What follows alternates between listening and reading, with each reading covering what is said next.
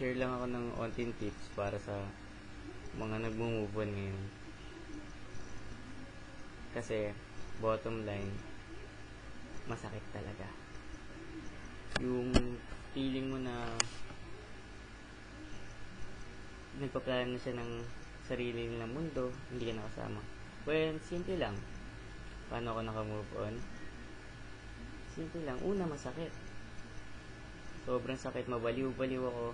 Halos lahat ng nakakausap ko, kahit hindi naman tungkol sa love life, naiiyak ako.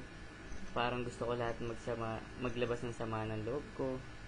Lagi ako umiiyak every day, every night. Hindi nawala yun dahil ano ba naman yun? Mag-6 na taon, bigla na lang siya mawawala. Nasanay ka na siya lagi mong katabi, lagi mo siyang kasama. Pero diba, tuloy pa rin ang laban. Kasi dati, wasted ka. Wala kang plano sa buhay. Feeling mo nung nawala siya, wala ka na rin. Wala ka na rin kwenta para mabuhay sa mundo. Mali pala lahat. Naisip ko lang na, bakit?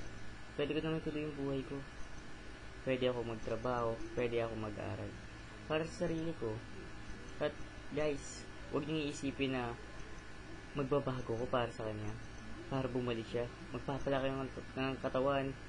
Magpapayaman ako para pag nagkita kami ulit. Uy, yummy. Wow. Hindi ganun.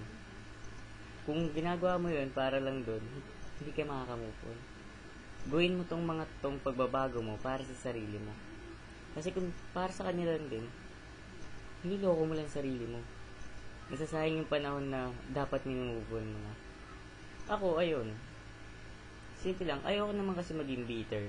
And guys, yun palang unang-una yung tatandaan. Pagka naghiwalay kayo, or iniwan ka, talagang tanggapin mo na.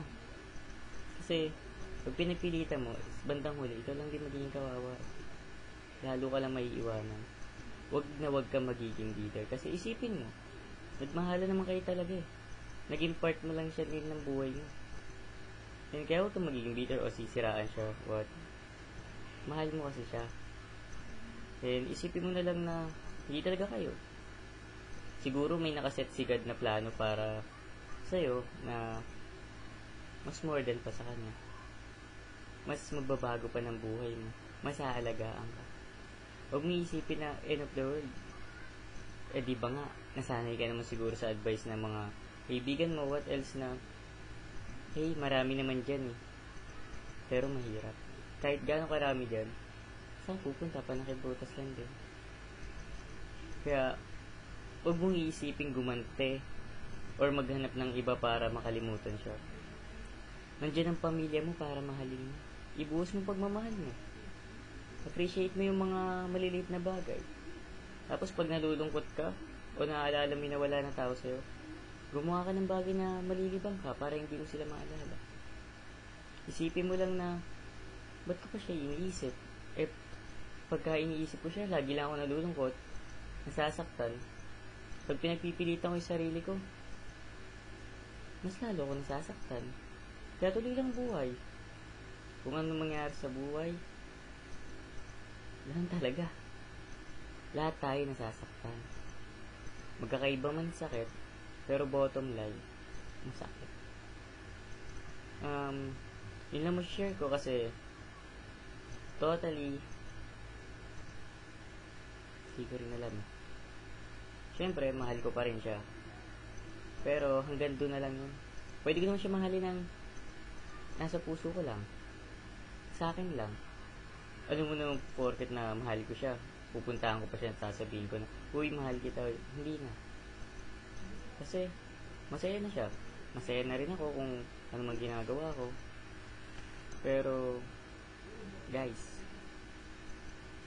mag-focus kayo para sa sarili mo. Hindi porket na wala siya, wala ka na rin silbi. Ito lang lagi mong iisipin. Pag di ka lumaban, magiging kawawa ka. Challenge lang yan. Kaya mo yan. Pare-parehas tayong lalaki na sasaktan. Pare-parehas lang tayo. Pero pag di ka lumaban, pare, may iwanan kita. Habang ako masaya na, ikaw, malulungkot ka pa rin. Wake up, bro. Para sa ito.